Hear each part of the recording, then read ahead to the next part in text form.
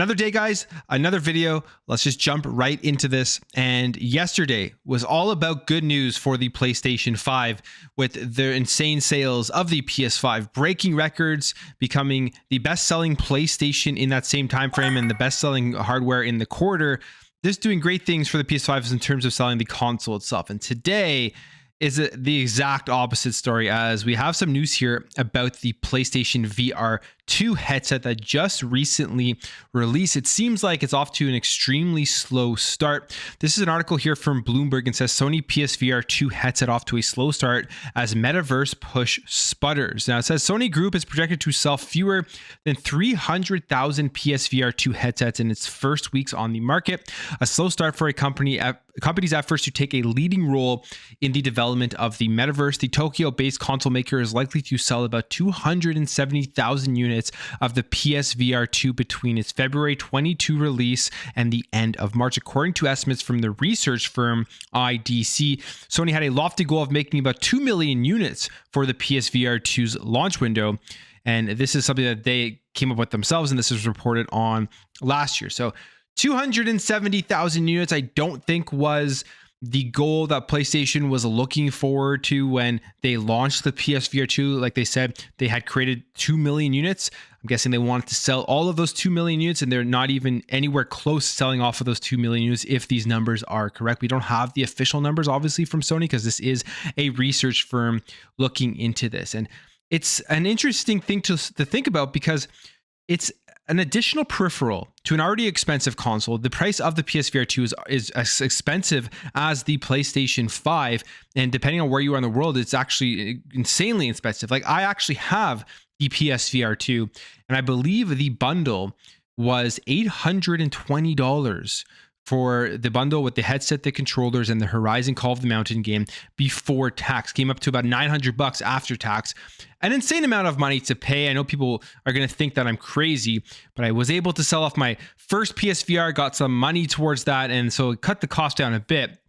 But it's an insane entry point for the majority of people. And I think that's probably one of the biggest reasons why the PSVR 2 is not selling well. Because the actual tech of the headset itself, the headset and the controllers, it's phenomenal. I've been using it a decent amount. Probably have already played my PSVR 2 more than I played my PSVR 1 throughout its entire life cycle.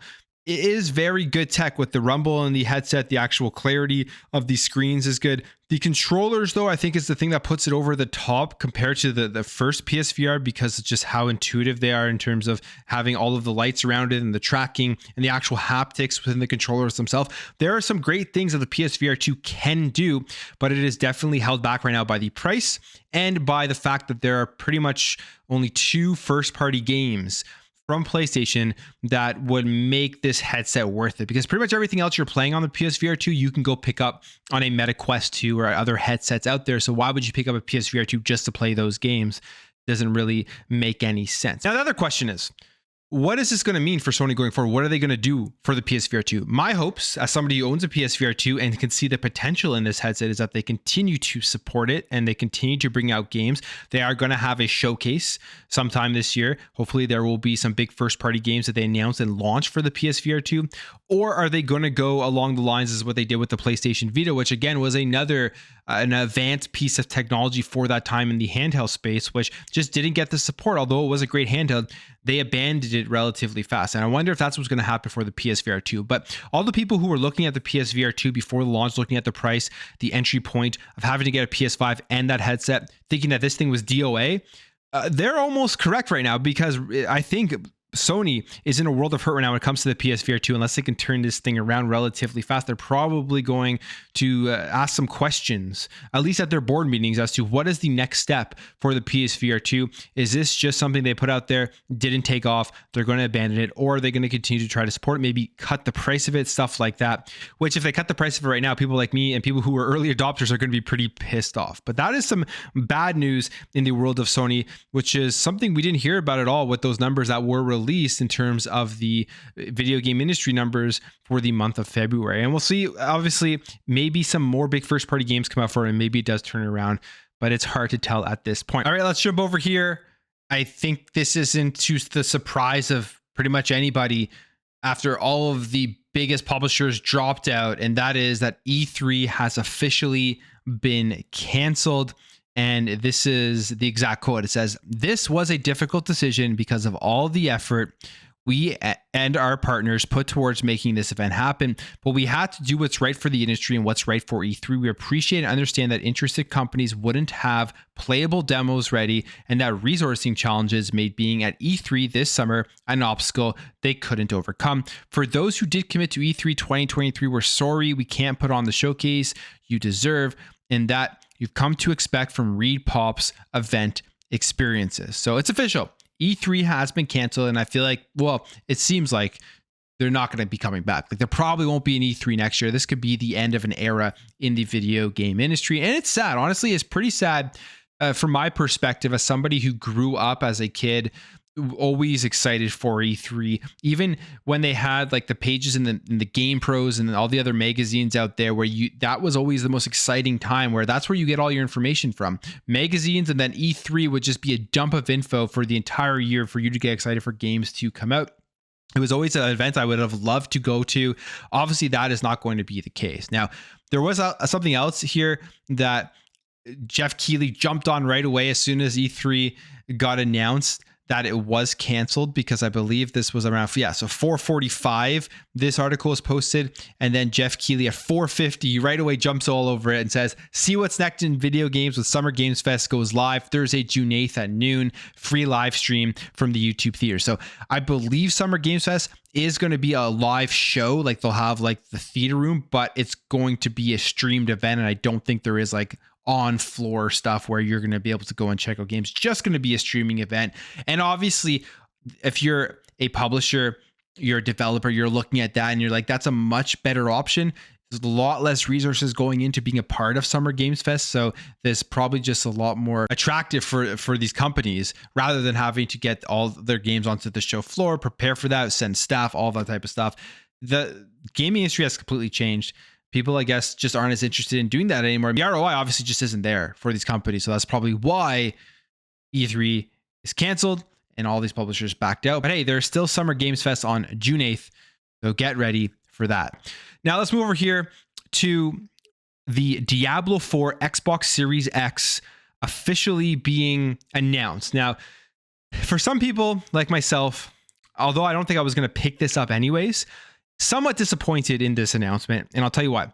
Because it's just a regular Xbox Series X. There's no special design. I think they could have gone and done something really cool with a design for Diablo 4 on the Series X, a game that bundled in with the console is going to be a lot of people's primary game for a very long time, as things that we've seen and heard about Diablo 4 so far, and even from just playing the beta, which is an extremely small part of the map.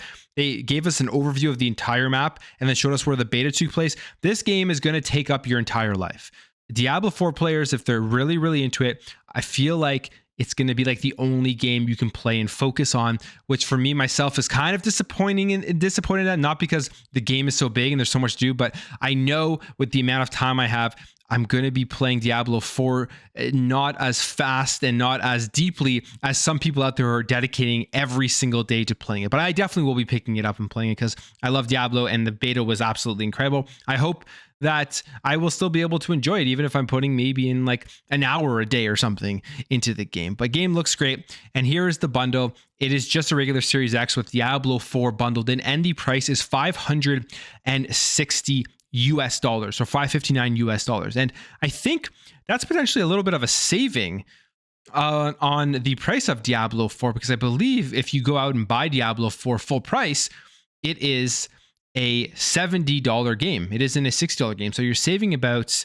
$10 there on the game itself if you go out and pick up this Series X with Diablo 4 bundled in. Now, this is releasing on June 6th alongside the release of the game, and pre-orders are actually available right now. And there's some additional content if you do get this bundle. There is an in-game item. So there is a mount, which is included with the bundle. And there is some bonus in-game items on top of that, which is for fans who love other games from Blizzard. The bundle also includes Inarius Wings, an Inarius Murloc pet for Diablo 3 for console and PC, Amalgam of Rage Mount for World of Warcraft on PC, and Umber Wing Darkness cosmetic set for Diablo Immortal on mobile. So there is a little bit of extra stuff there. It is a little bit of a savings and a better deal than going out and buying a Series X separately and then going out and purchasing Diablo 4 separately. So that is available. This was leaked a couple of days ago. We did talk about it, and now it's officially announced and going to be released on June 6th by Xbox. And then finally, to end things off here, let's talk about some more layoffs. There's been layoffs across the entire tech industry throughout this year,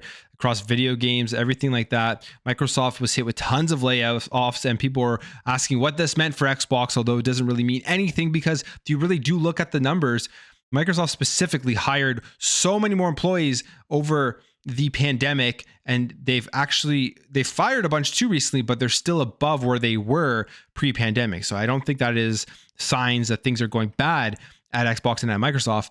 And EA now is laying off employees. They're saying they're laying off almost 800 employees. It says with job cuts occurring across tech and gaming industries, EA has now announced it will lay off 6% of its workforce, impacting nearly 800 employees. CEO Andrew Wilson announced the restructuring in a letter sent to EA employees, which was also shared on EA's websites. In the letter, Wilson says EA is operating from a position of strength before announcing the layoffs. And he says, as we drive greater focus across our portfolio, we are moving away from projects that do not contribute to our strategy, reviewing our real estate footprint, and restructuring some of our teams. These decisions are expected to impact approximately 6% of our company's workforce. This is the most difficult part, and we are working through the process with the utmost care and respect.